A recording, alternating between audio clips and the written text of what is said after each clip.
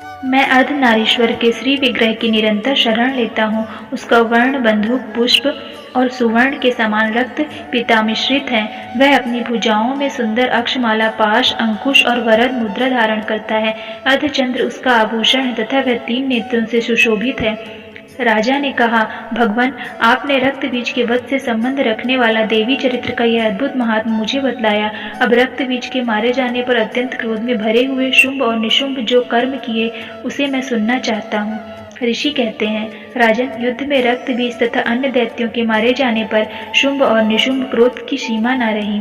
अपनी विशाल सेना इस प्रकार मारी जाती देख निशुंभ अमर्ष्य में भरकर देवी की ओर दौड़ा।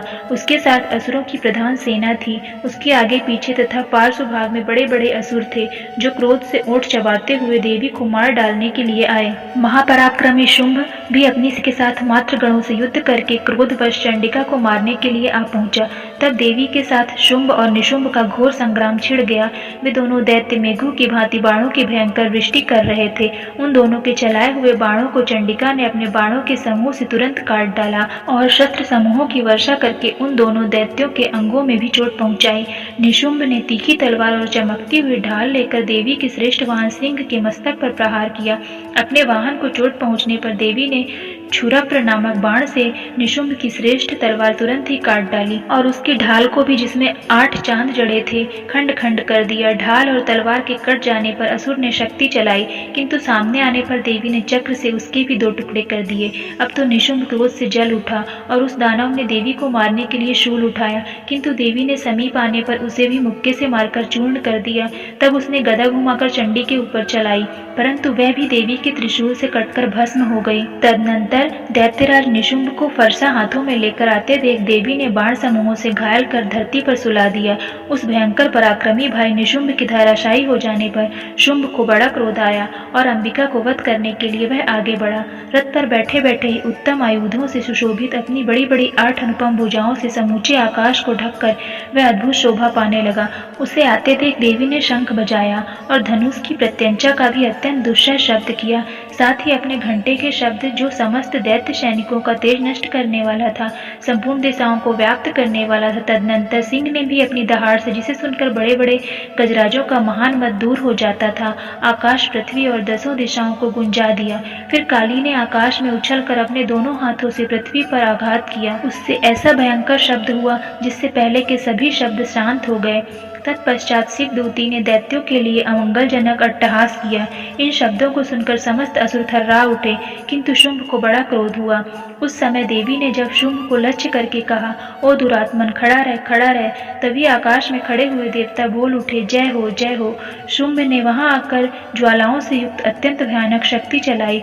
अग्नि में पर्वत के समान आती हुई उस शक्ति को देवी ने बड़े भारी लूके से दूर हटा दिया। उस समय शुंभ के सिंहनाद से तीनों लोग गूंज उठे। राजन, उसकी प्रतिध्वनि से वज्रपात के समान भयानक शब्द हुआ, जिसने अन्य सब शब्दों को जीत लिया। शुंभ के चलाए हुए बाणों के देवी ने और देवी के चलाए हुए बाणों के शुंभ ने अपने भयंकर बाणों द्वारा सैकड़ों और हजारों टुकड़े कर दिए।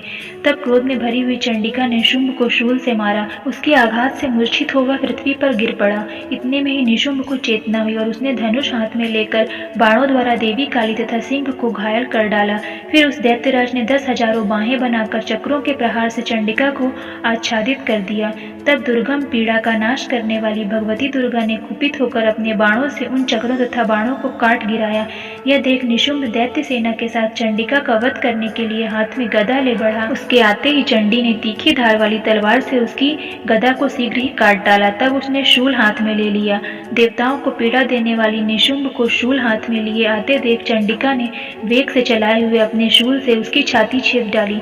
शूल से विदीर्ण हो जाने पर उसकी छाती से एक दूसरा महाबली एवं महापराक्रमी पुरुष खड़ी रह कहता हुआ निकला। उस निकलते हुए पुरुष की बात सुनकर देवी ठठाकर हंसने लगी और खंग से उन्होंने उसका मस्तक काट डाला। फिर तो वह पृथ्वी पर गिर पड़ा। तदनंतर सिंह अपनी दाढ़ों से असुरों की गर्दन कुचल कर खाने लगा। यह बड़ा भयंकर दृश्य था। उधर काली तथा शिवदूती ने भी अन्य दैत्यों का भक्षण आरंभ किया। कौमारी की शक्ति से विदीर्ण होकर कितने ही महादैत्य नष्ट हो गए।